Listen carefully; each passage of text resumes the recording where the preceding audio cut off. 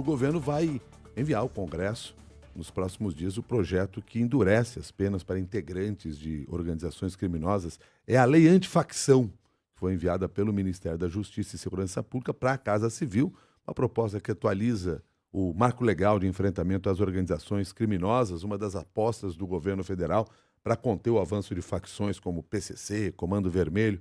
Para conversar conosco sobre o projeto da Lei Antifacção, nós convidamos Renato Vieira, jurista, já foi presidente do Instituto Brasileiro de Ciências Criminais, sócio do Kery Vieira Advogados. E eu agradeço, Renato Vieira, pela sua presença aqui no Jornal da CBN, por ter aceitado o nosso convite. Um bom dia. Bom dia, Milton. Bom dia, Cássia. Bom dia aos ouvintes. Eu que agradeço vocês por estar aqui com vocês mais uma vez. Bom dia. E Renato Vieira, fala-se muitas vezes aqui sobre aumento de penas para líderes de facções criminosas, etc. Haverá neste projeto, nessa lei antifacção, outros instrumentos realmente efetivos no combate aos grupos criminosos? Olha, gente, apreciando aqui o andar da carruagem com essa manifestação do Poder Executivo, a gente tem sempre que ter em mente, nós não podemos nos comportar como o engenheiro da obra pronta, né? Criticar depois de já ter sido concluído todo esse processo. Eu vejo como uma manifestação de boa-fé mesmo do governo, uma tentativa realmente para coibir e implementar novos mecanismos contra a criminalidade organizada no Brasil. Mas nós temos que ver com muita clareza que a questão, Milton, especificamente de aumento de pena, ela é inócua. O Código Penal brasileiro e a atual lei de organizações criminosas já prevêem penas altas, inclusive com situações de aumento de pena, inclusive para situações de transnacionalidade, com uso de armas de fogo.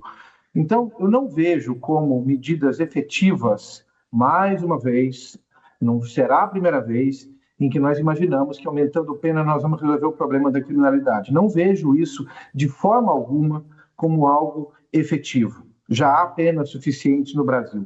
Vou dar um exemplo para vocês de uma questão que não envolve necessariamente o PCC, mas recentemente nós tivemos um julgamento em curso no Supremo Tribunal Federal, pela primeira turma de organização criminosa, armada inclusive, e agora nós estamos às voltas com um debate sobre redução de pena por conta daquele evento, estou dizendo do caso do ex-presidente Jair Bolsonaro. Agora, a novidade que nós temos que ver com bons olhos é o fato de nós termos medidas probatórias que podem aí sim gerar alguma efetividade no combate disso. As medidas probatórias são o que podem realmente significar um avanço na legislação brasileira contra esse estado de coisas da criminalidade organizada. Ali nós temos um debate sério que indica essa boa-fé da postura governamental. Milton e Cássia, se vocês me permitirem, para quem acompanha projetos legislativos no Brasil, há uma preocupação adicional, que é a seguinte: o Poder Executivo encaminha isso para o Poder Legislativo e lá podem ser feitas as inúmeras emendas e isso pode ser dado um outro ritmo e um outro tom para isso. Ali eu considero um perigo de deturpação dessa boa intenção que é o que a gente está vendo agora. Estou dizendo isso porque ontem eu vi uma fala do deputado Alberto Fraga dizendo bobagens sobre esse projeto governamental. Já há outros projetos de segurança pública na Câmara dos Deputados que se voltam para a assimilação a essas organizações criminosas a atos de terrorismo. Um deles, inclusive, recente, tem a relatoria do deputado Nicolas Ferreira. Ou seja, se uma das críticas que podem ser feitas do projeto ser populista, isso pode ser muito mais visto ainda como populismo, a depender dos rearranjos que aconteçam nos meandros de discussões do Poder Legislativo. Vamos com calma, né? Nós temos muita água para passar debaixo da ponte ainda. Eu vejo como uma boa intenção, um bom passo, mas eu vejo como um risco muito grande o populismo e a irresponsabilidade que pode acontecer nos desvios de debates do Poder Legislativo daqui para frente. Na avaliação do senhor, quais são os problemas com essa pauta da segurança pública, né, atualmente, que é um tema que preocupa tanto a população e, ao mesmo tempo, como o senhor estava explicando aqui, é um tema tão difícil de ser discutido da maneira como as propostas são inicialmente apresentadas, uma vez que elas chegam ao Congresso e podem mudar bastante de acordo com alterações que são feitas no Legislativo. Cássio, a gente sempre vai ter um problema de premissa aqui, quando nós temos um populismo penal latente.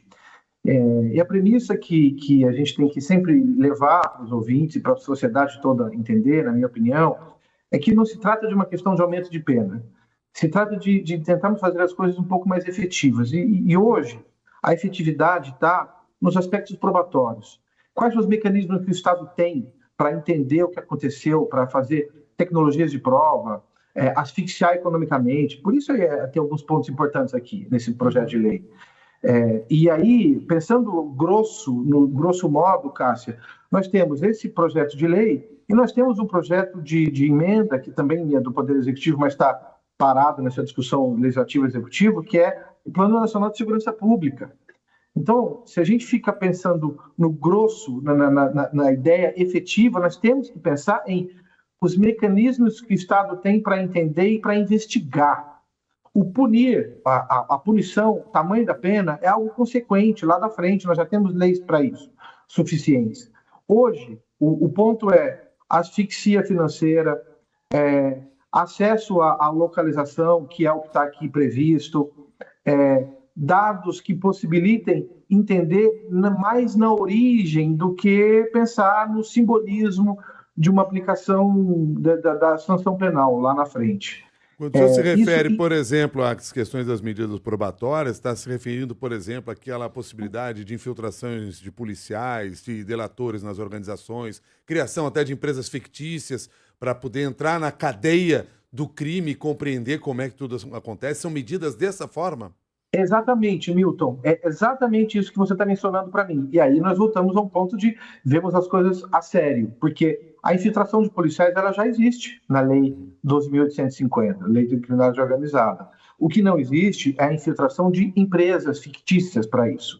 Tá aí uma novidade bastante importante. Pelo que eu pude perceber, nessa decisão política, o governo brasileiro seguiu modelos da Europa, Inglaterra, Portugal. É algo realmente distinto, é algo realmente uma novidade boa para termos em mente. A lei brasileira de criminalidade organizada já permite acesso a dados cadastrais das movimentações das pessoas que são suspeitas. Essa proposta vai além, ela quer saber de movimentações concretas das compras e aí as informações das empresas de cartão de crédito. Então, as medidas probatórias para irmos além disso.